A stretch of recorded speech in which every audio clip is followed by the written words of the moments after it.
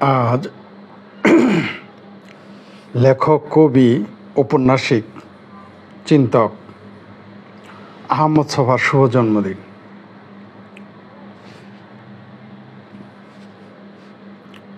তার বিষয়ে পরিচয় দেওয়ার আমার দরকার নেই, কারণ তারা আহমদ ছফা সম্পর্কে যারা জানেন তারা বেশিরভাগই আমার চেয়ে বেশি জানেন।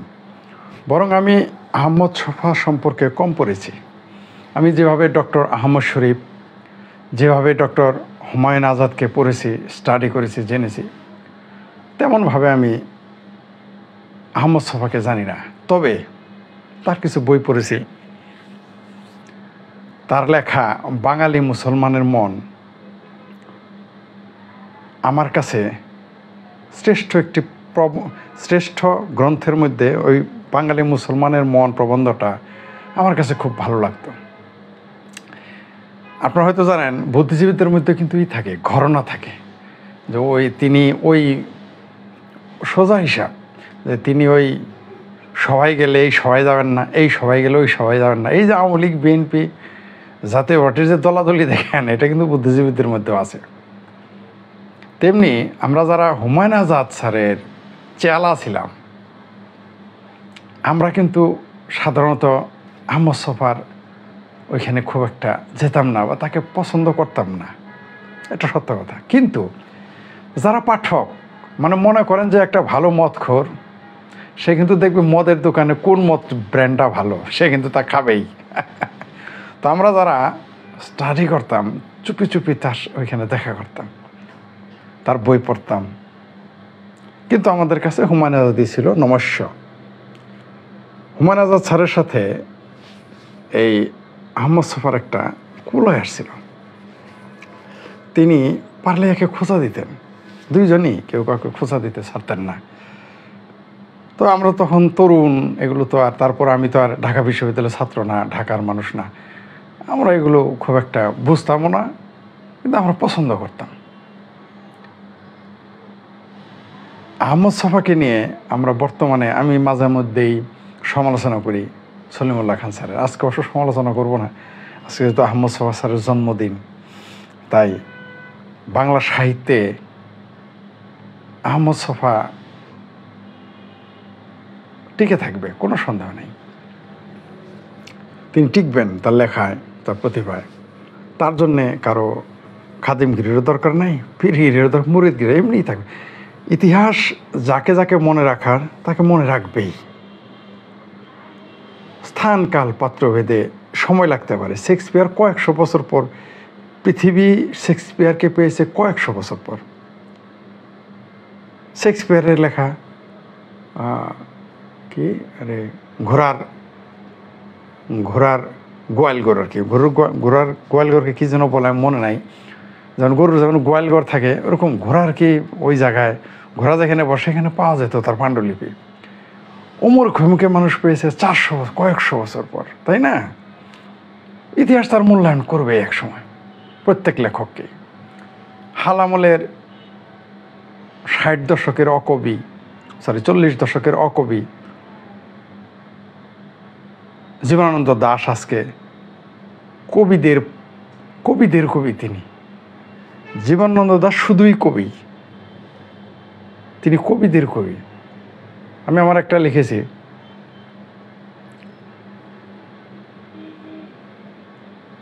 রিল্যাক্সন,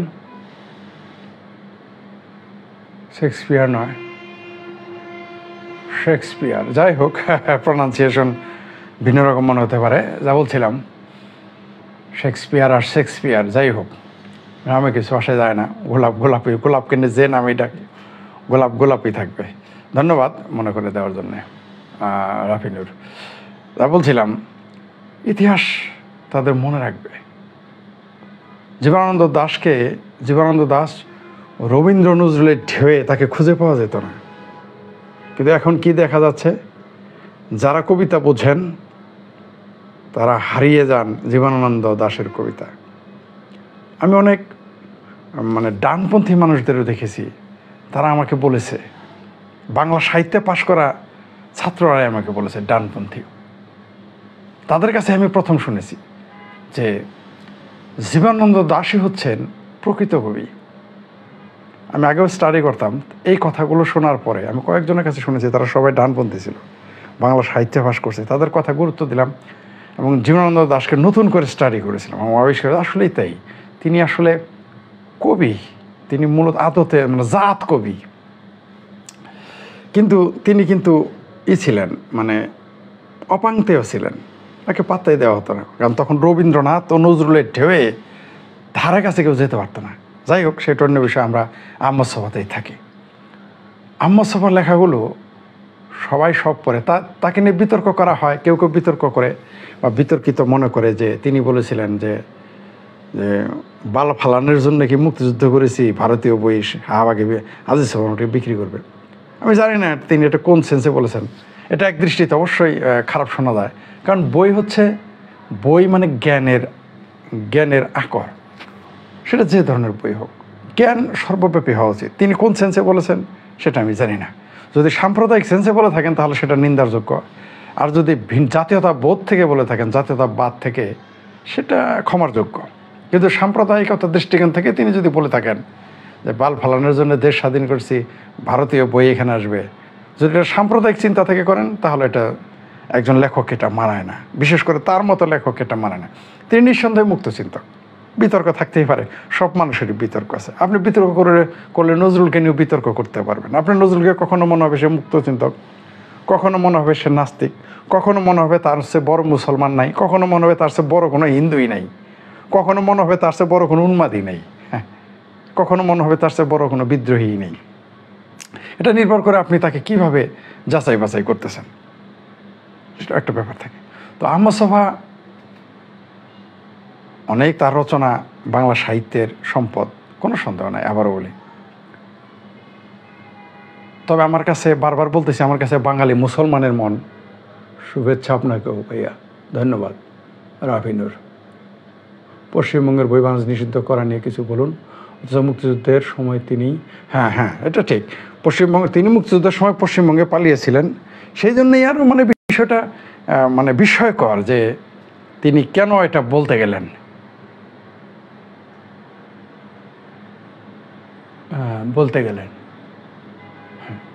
এটা আসলেই বিস্ময়কর যে তার মতো একজন, তিনি মুক্তিযোদ্ধা, তিনি মুক্তিযুদ্ধের পক্ষের শক্তি, মুক্তচিন্তক, আরও স্পষ্ট খোলামেলা বলে তিনি অ্যাথিস্ট, নাস্তিক, তিনি কিভাবে সাম্প্রদায়িক চিন্তা করেন এটা আসলে মাথায় ঢোকে না। একটা মুক্তচিন্তক কখনো সাম্প্রদায়িক হতে পারেন না, সুযোগই নাই। মুক্তচিন্তক কখনোই সাম্প্রদায়িক হতে পারবে না। আমি যতই মতির পক্ষে বলি মনে করেন, আমি কখনোই সাম্প্রদায়িক চিন্তা করতে পারবো না। আমি কখনোই হিন্দু মুসলমান হিসেবে মানুষকে বিবেচনা করি না, করা সম্ভবই না, কারণ মুক্তচিন্তকের পক্ষে এটা সম্ভব হয়ে ওঠে না। কেন? তাহলে সে তার মুক্তচিন্তক থাকে না। মানুষকে হিন্দু, মুসলমান, খ্রিস্টান, বৌদ্ধ এভাবে কেউ চিন্তা করতে পারে না, এটা সাম্প্রদায়িক চিন্তা। আর মানবিক মানুষ হিসেবে তো আমি কোনো সারা মানুষকে বিশ্ব নাগরিক মনে করি, তো তো চিন্তাই করি। তেমনি আমার চেয়েও তিনি বড় মুক্তচিন্তক আহমদ ছফা, নিঃসন্দেহে। তিনি কেন এইভাবে চিন্তা করছেন এটা আসলে গবেষণার বিষয় এবং গভীর ভাবনার বিষয়। যা বলছিলাম যে আহমদ ছফার বাঙালি মুসলমানের মন কিন্তু বাংলাদেশের মুসলমানরা পড়ে নেই। আমি শত লোককে জিজ্ঞেস করেছি গত 10 বছরে, আমি কমসে কম 200 লোককে জিজ্ঞেস করেছি বাঙালি মুসলমানের মন প্রবন্ধটা তারা পড়েছে কিনা। সরাসরি জিজ্ঞেস করেনি, তাহলে তো না পড়লেও কেউ বলবে পড়ছি, অথবা ভয় পেয়ে যাবে, এড়াই যাবে। টেকনিক্যালি জিজ্ঞেস করতাম, ঠিক আছে? যেমন আমার কাছ থেকে অনেক কিছু, আমি আবার সত্য কথা বলে পড়েই নাই, আমি অনেক কিছুই পড়ি নাই, কারণ এক জন্মে কত পড়বো আমি, আমার পক্ষে কত সম্ভব। তারপর আমি তো কোনো সুশিক্ষিত উচ্চশিক্ষিত পরিবারের না, বা আমার কাছে বই ছিল খুব কঠিন বিষয় কালেকশন করা। একদিকে আমরা মফস্বলে মানুষ, আমার জন্য বই সংগ্রহ করা খুব কঠিন কাজ ছিল। আমি এগুলো অনেক বেশি বয়সে পড়েছি, 25-26 বছর পরে থেকে এই বইগুলো পড়া শুরু করেছি, ঠিক আছে? এর আগে আমি এগুলো বই পড়তে হলে ধারণাই ছিল না, শুধু ধর্মীয় বই পড়তাম বেশিরভাগ। আমরা আহমদ ছফার বাঙালি মুসলমানের মন যখন আমি পড়লাম, আমি বিস্মিত হয়ে গেলাম। এই মানুষটা আহমদ ছফা, আমি কিন্তু আগেই বলছি যে আমি কিন্তু ডক্টর হুমায়ুন আজাদ স্যারের চেলা। ডক্টর হুমায়ুন আজাদ স্যার কিন্তু আমাদের সরিষাবাড়ি, আমার ওইখানে যাওয়ার কথা ছিল, আমার আমন্ত্রণে ফাইনাল হয়ে গেছিল। ঢাকা বিশ্ববিদ্যালয়ের অধ্যাপক সেটার দায়িত্ব নিয়েছিলেন। এবং আমরা শৈশবে আয়োজনও করে ফেলেছিলাম প্রায়। তারপরে তো তার দুর্ঘটনা ঘটে, আর মানে ঢাকায় তার দুর্ঘটনা ঘটে, পরে আর আমাদের সরিষাবাড়ি যাওয়া হয়নি। সরিষাবাড়ি মানে সরিষাবাড়ি জামালপুর। আমাদের তৎকালীন কাউন্সিলর আমাকে সহযোগিতা করার কথা ছিল। তারপর রামনগরের আমার বন্ধুরা যারা আমাকে ফাইন্যান্স করতেন, এরকম সব পরিকল্পনা হয়েছিল, সেটা আলাদা বিষয়। তো আমরা যেহেতু হুমায়ুন স্যারের ছেলে, আমরা তো বললাম আগে ওখানে যেতে, কিন্তু বাঙালি মুসলমানের মন পড়ার পরে আমার কাছে মনে হয়েছে হুমায়ুন স্যারের সাথে এর চিন্তার কোনো ফারাক নাই। আমার কাছে এরকম মনে হয়েছে, মানে মৌলিক চিন্তার দিকে আমি বলতেছি। বাঙালি মুসলমানের অনেক সমালোচনা আছে, হাসান মাহমুদ স্যার এবং মাসুদ রানা, তারা কিন্তু বাঙালি মুসলমান মনের প্রবন্ধটা কঠোর সমালোচনা করেছেন। আমি এটা খুঁজে পেয়েছিলাম বছরখানেক আগে, আমার খেয়াল নেই এখন। যাই হোক, আমি দেখলাম তার এই প্রবন্ধটা আমার এত প্রিয়, অথচ এই প্রবন্ধেরই কঠোর সমালোচনা করেছেন মাসুদ রানা এবং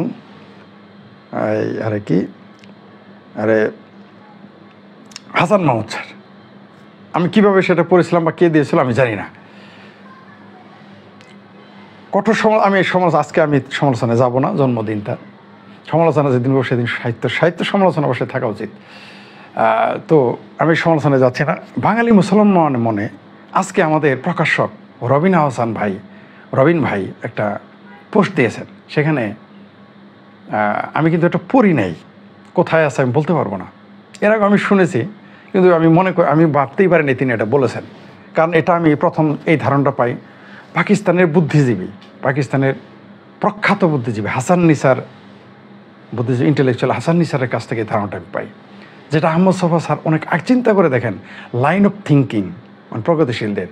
আহমদ ছফা যেটা আমি এই কথাটা মানে হাসান নিসারের এই কথাটা শুনে আমি তাকে খুব রেসপেক্ট করতাম যে একজন পাকিস্তানি এরকম চিন্তা করে, কিন্তু আহমদ ছফা এটা বহু আগেই করে গেছেন যে বাংলাদেশ যদি 100% মুসলমানের দেশ হয়ে যায়, তিনি আসলে যারা ইন্টেলেকচুয়াল তারা সুদূর প্রসারী চিন্তা করতে পারে। তিনি বুঝতে পেরেছিলেন বাংলাদেশ একদিন হিন্দু শূন্য হয়ে যাবে, আই এম শিওর। তা নাহলে এই কথা কেন বললেন তিনি? সমাজদার কেলে ইশারা বি কাফি। তিনি বলেছেন যে বাংলাদেশ যদি 100% মুসলমান হয়ে যায়, তবুও এই দেশকে সেকুলার থাকতে হবে, এই দেশের অস্তিত্বের স্বার্থেই, দেশের সৌন্দর্যের স্বার্থেই। কত বড় কথা এটা! আমি কিন্তু বছর 10 আগে পাকিস্তানের হাসান নিসার বুদ্ধিজীবী, তার কাছ থেকে শুনেছি, যিনি ইমরান খানের খুব ঘনিষ্ঠজন, ইমরান খানের দলের ঘনিষ্ঠজন এবং প্রখ্যাত অধ্যাপক এবং বুদ্ধিজীবী হাসান নিসার, তিনি বলেছিলেন যে পাকিস্তান মানে বর্তমান পাকিস্তান, পশ্চিম পাকিস্তানের কথা বলছি, যে পাকিস্তান যদি 100% মুসলমান হয়ে যায়, তিনি এই কথাই বলেছিলেন যে তবুও পাকিস্তানকে ধর্মনিরপেক্ষ রাষ্ট্র হওয়া উচিত। পাকিস্তানের মতো দেশে বসে ইন্টেলেকচুয়াল বলে, আমি বিস্মিত হয়ে গেলাম যে এটা আহমদ ছফা অনেক আগেই বলে গেছেন, কিন্তু এটা নিয়ে আমরা চর্চা করি না। আমরা শুধু এটাই জানি যে আহমদ ছফা ভারতকে পছন্দ করে না, হিন্দুদের পছন্দ করে না, ভারতীয় বই নিষিদ্ধ চেয়েছেন, হতে পারে তিনি এগুলো, কিন্তু এই যে তার মতো এই কথাটা কে বলেছে? বাংলাদেশে কোন বুদ্ধিজীবীটা বেশ স্পষ্ট করে বলেছে যে বাংলাদেশে 100% মুসলিম থাকলেও এই দেশটাকে ধর্মনিরপেক্ষ হতে হবে? এটা গবেষণার বিষয়, এটা যথারীতি গবেষণার বিষয় যে কেন বাংলাদেশকে ধর্মনিরপেক্ষ হতে হবে। শুধু বাংলাদেশ না, পৃথিবীর সকল রাষ্ট্রকেই ধর্মনিরপেক্ষ হওয়া উচিত। আসলে তো আমি আবার রাষ্ট্রবাদী মানুষ না, আমি হচ্ছে রাষ্ট্র বিলীনবাদী। আবার স্পষ্ট করে আমি সাম্যবাদী মানুষ, আমি রাষ্ট্রে বিশ্বাস করি না। আমার বক্তব্য কিন্তু ক্লিয়ার। আবার আমাকে জাতীয়তাবাদী বানিয়ে ফেলেন না, সেটা বাঙালি জাতীয়তাবাদী হোক বা বাংলাদেশের জাতীয়তাবাদী। আমি জাতীয়তাবাদী মানুষ না, আমি হচ্ছে সাম্যবাদী মানুষ। পৃথিবী থেকে মানচিত্র বিলুপ্ত হয়ে যাক, আমি এটা চাই, মনে প্রাণে কায়ে মনে চাই। এটা হবেই একদিন, এই পৃথিবী থেকে একদিন সকল মানচিত্র বিলীন হয়ে যাবে। এগুলো মানুষের ম্যান ক্রিয়েটেড, এটা হচ্ছে মানুষের স্বার্থপর মানুষদের সৃষ্টি, অথবা একটু উন্নত চিন্তার, কিন্তু এগুলো এখন স্বার্থবাদী, এগুলো চলবে না, এটা থাকা উচিত না।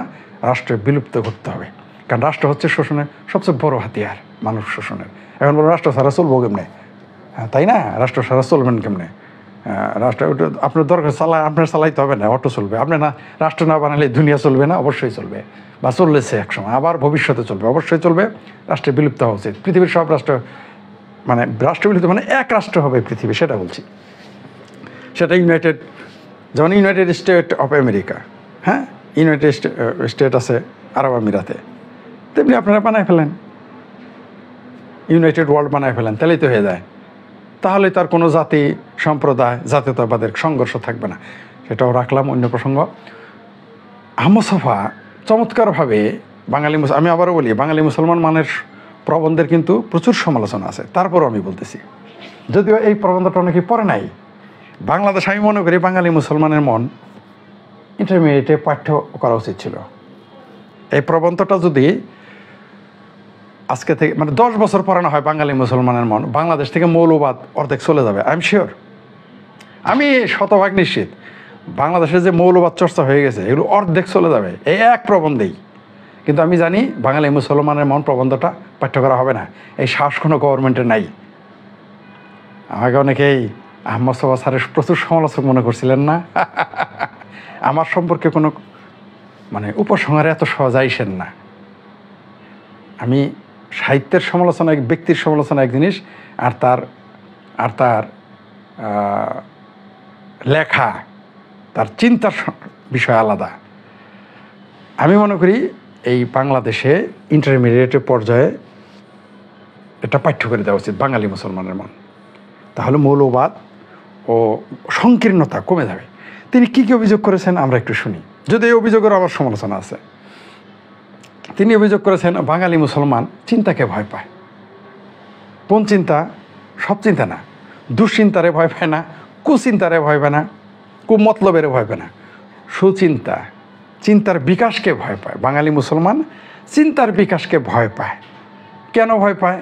কারণ তারা মনের দিক থেকে মৌলবাদী। আবার তারা বাঙালিত্ব ছাড়তে পারে না, এরা মাঝখানে দ্বিধাদ্বন্দ্বে ভোগে। এরা আইডেন্টি ক্রাইসিস, বাংলাটা এই দেখেন কিছু কিছু শব্দের বাংলা বের করাও কঠিন। এরা পরিচয়ের হীনমন্যতায় ভোগে। কী পরিচয় দেব? যেমন পাকিস্তানিরা আইডেন্টি ক্রাইসিসে ভুগতেছে, এটা সরাসরি তাদের বুদ্ধিজীবীরা বলেছে, এখনও বলে, আমাদের বাংলাদেশে বলে না, কিন্তু আদতে আমরা আইডেন্টি ক্রাইসিসে আছি, যেটা বাঙালি মুসলমানের মনে এই পাকিস্তানি বুদ্ধিজীবীদের বহু আগে বলে গেছেন আমাদের আহমদ ছফা। আহমদ ছফা কিন্তু শুধু সলিমুল্লাহ খান ছাড়েন না, শুধু আমার হুমায়ুন কবির ভাইদের না, আহমদ ছফা সকল বাংলাদেশিদের গর্ব, বাঙালির গর্ব, যারা পরে মুক্ত চিন্তকদের গর্ব, কোনো সন্দেহ নেই। সমালোচনা তো থাকবেই, নিঃসন্দেহে কেন থাকবে না? পৃথিবীর কেউ সমালোচনা উঠবে না, না আসমানের নিচে না উপরে, কোনো কিছুই সমালোচনার বাইরে থাকতে পারবে না। তাহলে তো সৃষ্টি হবে না, আবিষ্কার হবে না, তাহলে আবার মুক্ত চিন্তা কিসের? কিন্তু মৌলিক চিন্তাগুলো আমাদের সাথে ঐক্যমত পোষণ করতে হবে। যা বলছিলাম যে বাঙালি মুসলমান সংকীর্ণ, এরা ভয় পায়, এরা মুক্ত চিন্তাকে ভয় পায়, আর স্বাধীন চিন্তাকে ভয় পায়, খুবই ভয় পায়। এটা শুধু যে বাঙালিদের তা না, আমি অন্যান্য অঞ্চলেও দেখেছি এরা স্বাধীন চিন্তাকে পৃথিবীর অনেক সম্প্রদায় ভয় পায়। কারণ স্বাধীন চিন্তা হলে মানুষের ভিতরে সামন্তবাদ থাকে না, সামন্তবাদ উচ্ছেদ হয়ে যায়, রাজতন্ত্র উচ্ছেদ হয়ে যায়।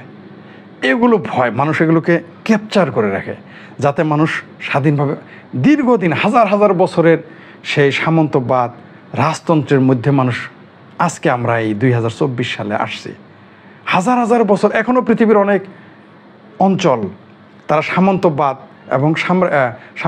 এবং রাজতন্ত্রের মধ্যে আছে। পাকিস্তানে এখনও সামন্তবাদ আছে, জমিদার আছে, জমিদার চিন্তা করে দেখে যে ব্রিটিশ আমলের জমিদার এখনও পাকিস্তানে আছে, তাই তারা আইডেন্টি ক্রাইসিসে ভুগে। আবার অনেক দেশ আছে, মধ্যপ্রাচ্য সহ পৃথিবীর অনেক দেশ আছে যেখানে রাজতন্ত্র আছে। রাজতন্ত্র মানুষকে বিকাশ করতে দেয় না, মানুষের মুক্ত চিন্তায় বিশ্বাস, মানুষের স্বাধীনতাতেই বিশ্বাস করে না রাজতন্ত্র এবং সামন্তবাদ মানুষের স্বাধীনতাকে স্বীকৃতি দেয় না। আমাদের দেশের ছাত্রদল, ছাত্রলীগ, শিবিরবাদ, এরা তো এগুলো বুঝেই না, বোঝানোর দরকার নাই। এরা তো ফ্যাসিস্ট, এদের কথা বাদ। যে কোনো ধর্মীয় রাজনীতি ফ্যাসিজম চর্চা করে ফাইনালি। আমি বলি নাই সকল চর্চাই ফ্যাসিজম, ধর্মের সব ফ্যাসিজম না, চূড়ান্ত পর্যায়ে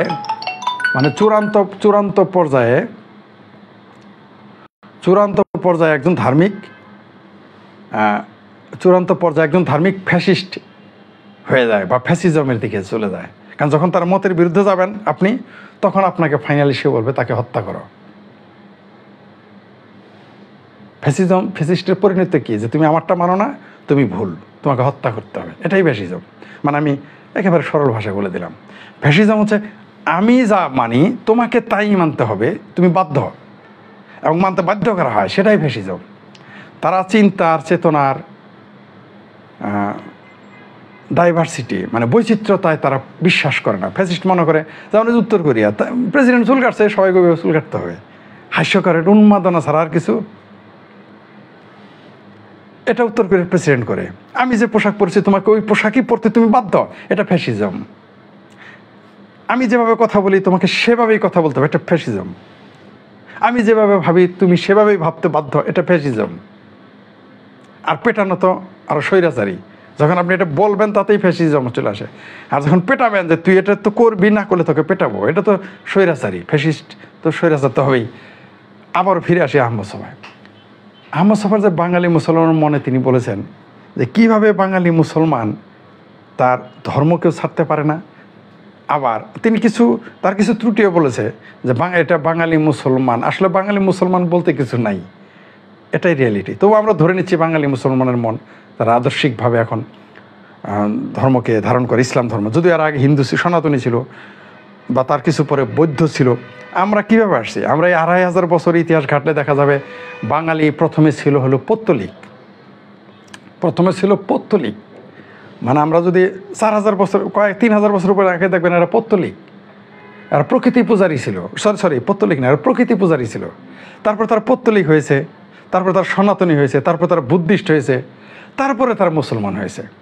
বাঙালির এই যে বৈচিত্র্য তার মধ্যে তার ভিতর দিয়ে চলে আসছে, তাই বাঙালি কনফিউজড হয়ে যায় তার কি পরিচয়টা সে দেবে। সে না পারতেছে নিজের ইসলামিত্ব ছাড়তে, মুসলমানিত্ব ছাড়তে, অস্বীকার করতে, বা এর মধ্যে আবার না পারতেছে তার বাঙালি আনা ছাড়তে। তো এই যে সে ক্রাইসিসে ভোগে রাজনৈতিক কারণে, সাম্রাজ্যবাদীদের কারণে, সে তার আইডেন্টি ক্রাইসিসে ভুগতেছে। আমরা ভুগতেছি।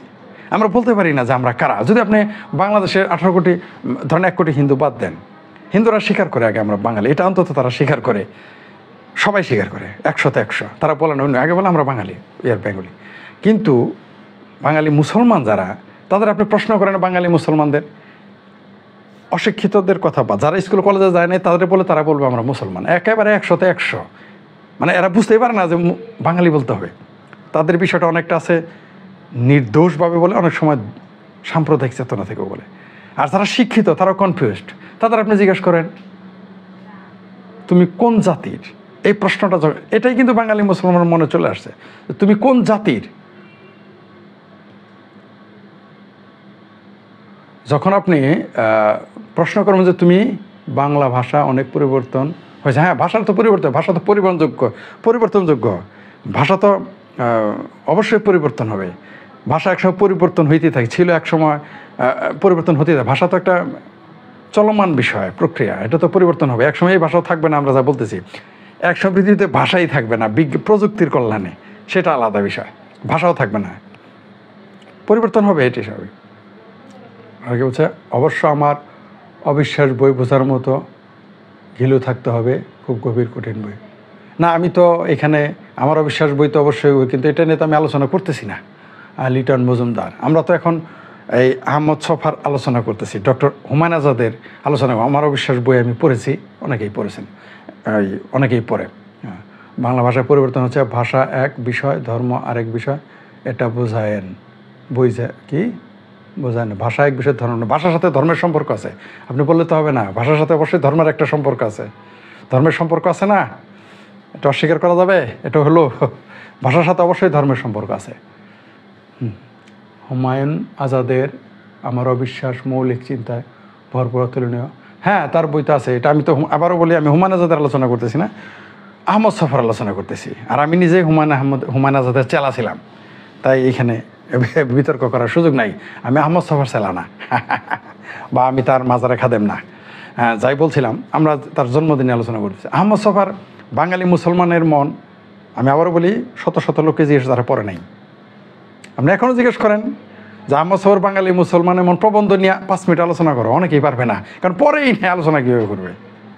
আবার অনেকে ভয় করবে না। এমনকি যারা আহমদ ছফার চেলা বা ভক্ত বা তাকে ভালোবাসেন, নিঃসন্দেহে করতে পারে না, যাদের ব্যক্তিগত, তারাও বাঙালি মুসলমানের মন প্রবন্ধকে নিয়ে আলোচনায় আসবে না। তাহলে বাংলাদেশের যারা আহমদ ছফার ভক্ত বলতেছেন, বা তার অনুসারী বলতেছেন তাদের চিন্তার সাথে সাংঘর্ষিক আছে, সংঘর্ষ হবে, তাদের চিন্তার সাথে সংঘর্ষ হয়ে যাবে। কারণ আহমদ সোবা এমন কিছু বলেছেন যা বর্তমানের কিছু কিছু প্রগতিশীল লোকের সাথে মিলে না। আহমদ সোবা যেভাবে সাম্প্রদায়িকের বিরোধিতাও করেছেন সেটা তারা বলেন না। তিনি মুক্ত চিন্তাকে সারা দেশব্যাপী ছড়িয়ে দিতে চেয়েছেন। তিনি নিজে লিখেছেন যে তার এলাকায় তিনি মুক্ত চিন্তা চর্চার কারণে তিনি এলাকায় যেতে পারতেন না, মানে তার সময় তিনি এলাকায় যেতে পারতেন না। এখন তাহলে অবস্থা বুঝতে পারছেন তো আমাদের অবস্থাটা কি? সেই জন্য এখনো কেউ বাঙালি মুসলমানের মনে কথা বলে না, এই শব্দটাই বলতেছে না। বাঙালি মুসলমানের মন, তিনটা জিনিস নিয়েছে, বাঙালি, মুসলমান এবং মন। এমন একটা পরিস্থিতি সৃষ্টি হয় যে তারা ভয় পায়। কারণ এটা বলতে গেলে অনেক বিষয় আপনাকে চলে আসবে। মুসলমান শব্দটাতেই ভয় পায়, কারণ কি, যারা ভয় পায় না জানে কি ঘটে যাবে। কিন্তু অবলীলায় আহমদ সোফা বলে গেছেন, যারা আহমদ সোফার কঠোর সমালোচক তাদেরও বলে আপনারা আহমদ সোফার বাঙালি মুসলমানের মনটা পড়বেন, পড়ে দেখবেন আহমদ সোফার বাঙালি মুসলমানের মন পড়লে অন্য যত প্রবন্ধ পড়েন এর সাথে আহমদ সোফা একসাথে যায় না। তখন ওই আহমদ সোফা এক ধরনের, আর বাঙালি মুসলমানের মন লেখক আহমদ সোফা এক ধরনের। তিনি দেখেছেন যে একজন লোক টুপি মাথায় দিয়ে জিয়ার সাথে দেখা করতে গেছে, যে লোকটা কিছুদিন আগে নাস্তিক ছিল। এটা তিনি তুলে ধরছেন। আজকে আপনি পারবেন বাংলাদেশে বলতে? আপনি এখন কমিউনিস্টদের যদি সমালোচনা করেন আপনার তো ছাই দিয়ে ধরবে, বুঝতে পারছেন?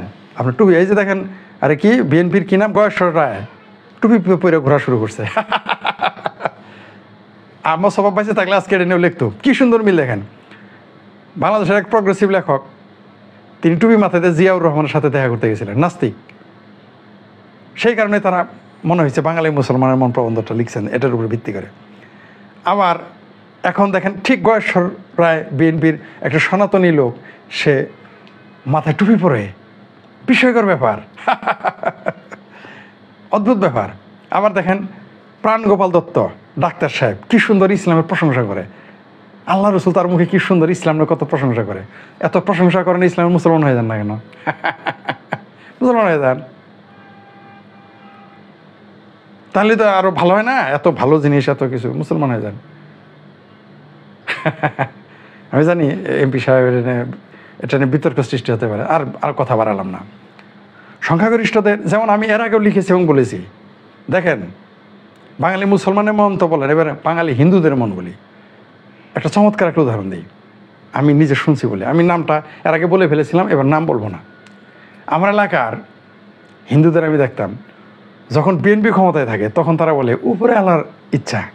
এটা কিন্তু আমি খুব গভীরভাবে লক্ষ্য করছি। এটা আমার এলাকায় বলতেছি, আপনাদের এলাকায় কিনা আমি জানি না। আমি দেখতাম তারা বলতো উপরে আল্লাহর ইচ্ছা। যেই আওয়ামী লীগ ক্ষমতায় বলে ভগবানের ইচ্ছা। আমি বুঝতে পারছেন তো চিন্তার পরিবর্তনটা? বিএনপি ক্ষমতায় থাকলে বলে উপর আল্লাহর ইচ্ছা, ভগবানের নাম দিতে ভয় পায়। যে আওয়ামী লীগ তখন বলে ভগবানের ইচ্ছা। এরকম সব ব্যাপারেই, সব বিষয়ে। তো এই যে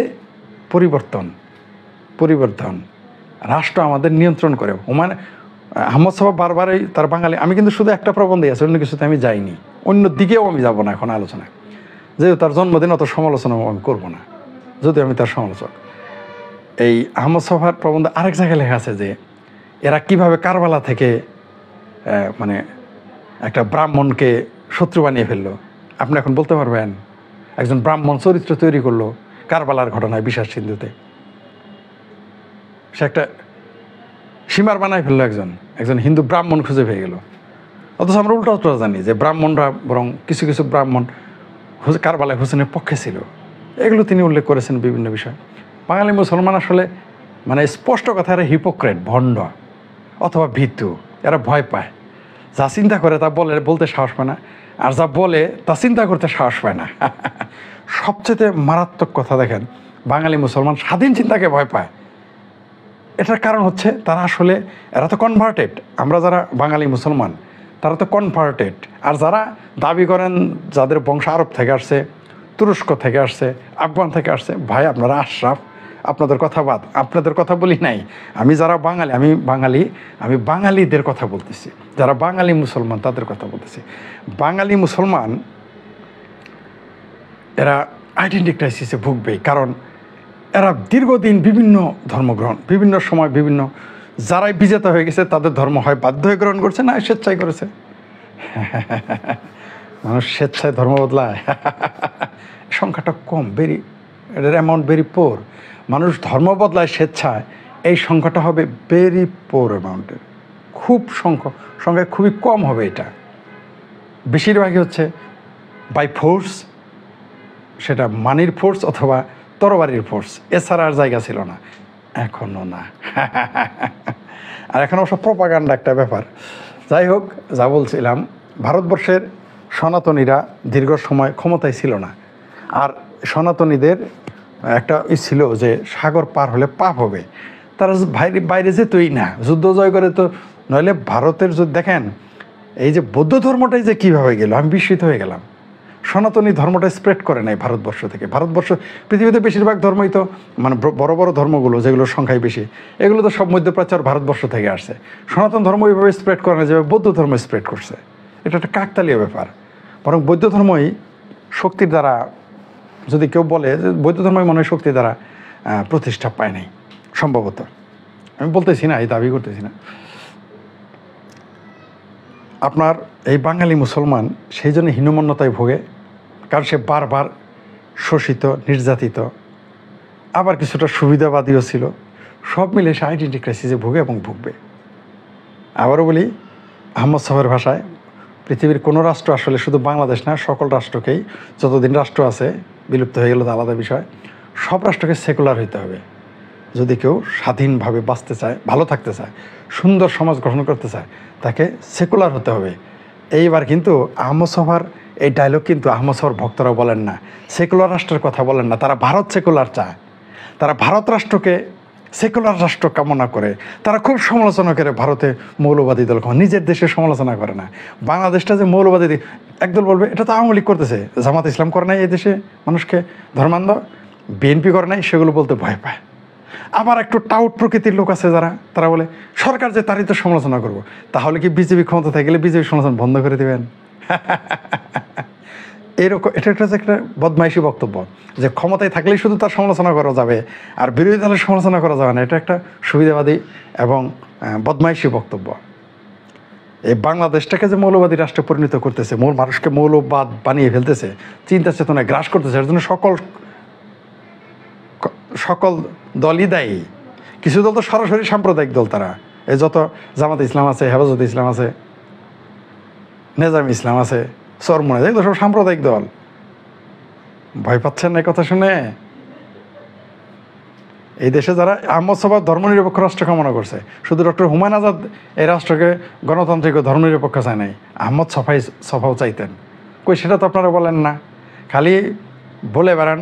যারা ভারত বিরোধী লোক তারা ওই কাট করে বলেন যে আহমদ সাহেব বলছে ভারতের বই কেন বাংলাদেশ, এটা তো খুব মিলান। কিন্তু আহমদ সাহেব যে বলছে ধর্মনিরপেক্ষ রাষ্ট্র চাই, এটা তো বলেন না। এটা তো বলেন না যে বাঙালি মুসলমান, এই যে আমাদের আপনারা গালি দেন, ইসলামোফোবিয়া। এইবার আসি পয়েন্টে। আমি কিন্তু আহমদ সফার যারা পক্ষের তাদের বলতেছি, এই যে আপনারা আমাদের বলেন ইসলামোফোবিয়া, আমরা যদি এটা বলি এখন যে বাঙালি মুসলমান চিন্তা করতে ভয় পায়, তা আপনারা তো আমাদের বাঙালি মুসলিম ফোবিয়া আমাদের ধরে নেবেন, তাই না? ইসলামোফোবিয়ার মধ্যে ফেলবেন, নয়া এক স্লোগান ইসলামোফোবিয়া। কত বড়, এটাও একটা টাউটি বক্তব্য। এটা অন্য দিন আলোচনা করব। আসলে বাঙালি মুসলমানকে দুই দিক থেকে বের হয়ে আসতে হবে। একটা হলো তাদের ধর্মনিরপেক্ষ হইতে হবে, আরেকটা হলো চিন্তার স্বাধীনতাকে ভয় পাওয়া থেকে বিরত থাকতে হবে। এটা দায়িত্ব রাষ্ট্রের, শুধু ব্যক্তির না। ব্যক্তি পারবে না। এক আহমদ সফা এবং তার মাজারে খাদেম সলিমুল্লাহ খান স্যার, দুইজনে মিলে আহমদ সফার চেতনাকে স্প্রেড করতে পারবে না। এটা রাষ্ট্রের সহযোগিতা লাগে। আমি আবারও বলছি এবং প্রস্তাব দিচ্ছি বাংলাদেশ সরকারের কাছে, যে সরকারই আসুক বা যে সরকার থাকুক, আমি মনে করি আহমদ সফার যে বাঙালি মুসলমানের মন, এই প্রবন্ধন ইন্টারমিডিয়েটে পাঠ্য করে দেওয়া হোক। তাহলে বাংলাদেশের মুক্ত চিন্তার বিকাশ ঘটবে, মানুষ সুস্থ চিন্তা করতে পারবে। আজকে আহমদ সফার জন্মদিনের সবাইকে শুভেচ্ছা জানালাম, যারা ভক্ত তাদেরও, আর যারা আমরা সমালোচক আছি আমরা তো তার শুভেচ্ছা জানাবই। ধন্যবাদ সকলকে।